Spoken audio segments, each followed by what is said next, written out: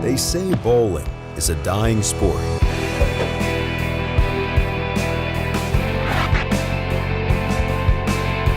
A dying sport. I disagree. I disagree.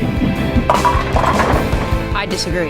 I disagree. I disagree. BowlerX.com for the love of bowling. What's up, y'all? JR Raymond back again, and this time I'm here just to address a couple of comments from a couple of videos. One in particular about one of the reviews we just did on the EVO Hybrid. Now, first off, I want to make sure that I say, if y'all watch the other EVOs, you would understand that this probably is just a ball that doesn't match up for me. That's not to say that it's a bad bowling ball. It just doesn't look good in my hands. And if you throw it anything like I do, it might not look very good in your hands.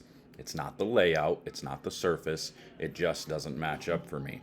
So one of the comments I want to talk about is, there's a few of them on that video that I just want to address, so that way it's hard to go through and actually, comment on all of those, and then there'd be a big back and forth without me being able to put out my full thoughts on it right away and all that. So the first one being, how about a larger drilling angle and a smaller valve angle? Example, 65 by 4.5 by 20.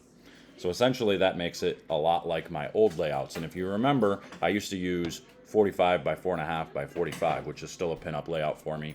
And it keeps it to where the core isn't in a super strong position and it's not in a super weak position. If I go with 20, I think that makes, if I put 20 as the valve angle on the back, I think that makes that ball that much quicker as far as hook stoppy and even more deflecting than it already was. Remember, when I did that video with the Prides, where I took the angle from the 70, you saw that what happened with the ball that was 70 degrees versus the ball that was 25 degrees on that first angle. Both bowling balls essentially did more or less the same thing going down the lane. The difference was how they went through the pins. I am always going to preach, and I'm always going to believe, or nobody's ever going to change my mind, that the bowling ball, the way the core is positioned, is simply about how the ball is going through the pins, unless you do one of the extreme layouts, like a 6-inch pin or a 1-inch pin. Those two extremes will change the ball motion dramatically. Everything in between is all going to be about how the ball goes through the pins. So you guys are talking about how you want to see different drill angles in order to make the ball not hook early. It doesn't matter if it was 70 degrees or 25 degrees. It's going to hook. That ball was going to do the same thing in the front and middle part of the lane unless I did one of those two extremes, unless I went with either a 1-inch pin or a 6-inch pin. One of those extremes was the only way that ball wasn't going to read the front part of the lane. So just a drill angle change, those things are more about creating better carry. That's the only reason I even changed the layouts on the bowling balls, was just to create better ball motion through the pins. And if you've watched all the reviews over the last month or so, that's exactly what I'm seeing. The bowling balls are driving through the pins better with the stronger core position in the front on that first angle, and they're not deflecting. Go back and watch some reviews from previous years. You'll see a lot of my 70-degree angles or the bigger angles are real hook stoppy, and they deflect a lot. And you'll see a lot of them where I'm like, I really don't see this ball being very good straight, or I really don't see this ball being very good in. There's been a lot more bowling balls lately that I've seen being more versatile because of using the stronger first angle, that lower first angle. So that's that. So just remember, it's about how the ball goes through the pins. Sure, you could change ball reaction by inches by moving the core around, but again, the cover stock is the major thing touching the bowling lane. That's what's causing reaction in the front and middle part of the lane, not the core per se. People can argue with me all you want. I've tried all these different things. I've tried manipulating the core to get it to go down the lane further.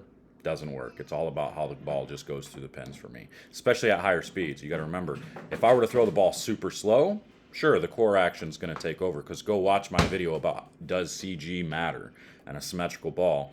When you're throwing it slow, those types of things matter a lot. When you're throwing it fast, you don't have the core and everything doesn't have time to take over in the front. The core alone is not going to make the ball hook in the middle like that or in the front like that.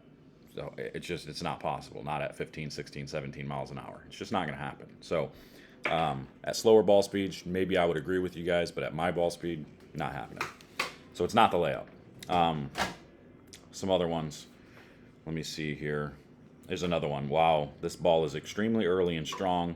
Is it just burning up off your hand? I think the early layout you have on it just exacerbates this. Just not for house shots unless you shine it up or put the different layout on it, but I bet it will excel on sports shots since it did much better when you went straight up through the oil. I agree with that. I do agree with that. I don't agree with the portion about the layout. I don't think the layout had anything to do with it, but I do agree that this ball would be pretty dang good when I need something to be straighter with.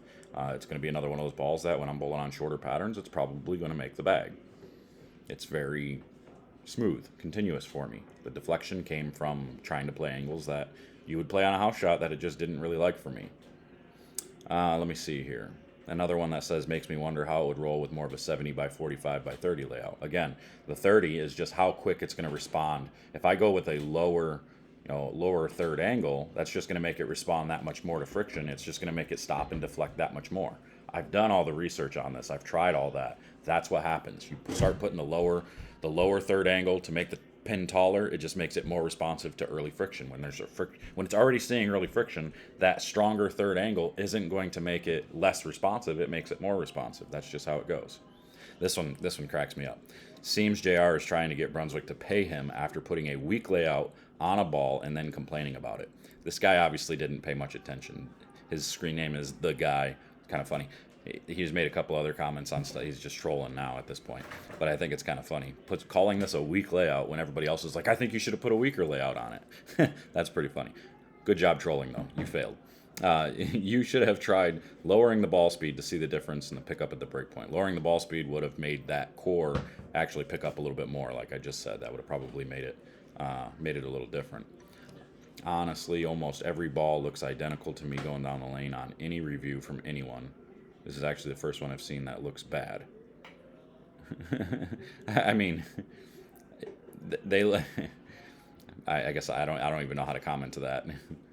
What about straight up 5? I mean, when there's no oil right of 10, how are you going to play straight up 5? It's just not going to happen. It's just going to hook off your hand. Not a fan of that layout on that strong of a cover core. I mean, all of the EVOs did the same thing. The solid was better because it actually hooked in the front and kept going. The pearl was just pukey for me. It did the exact same thing as this, but it was a little cleaner. That was it. It just never did anything down lane for me. Should plug and re-drill it. It's not going to make a difference.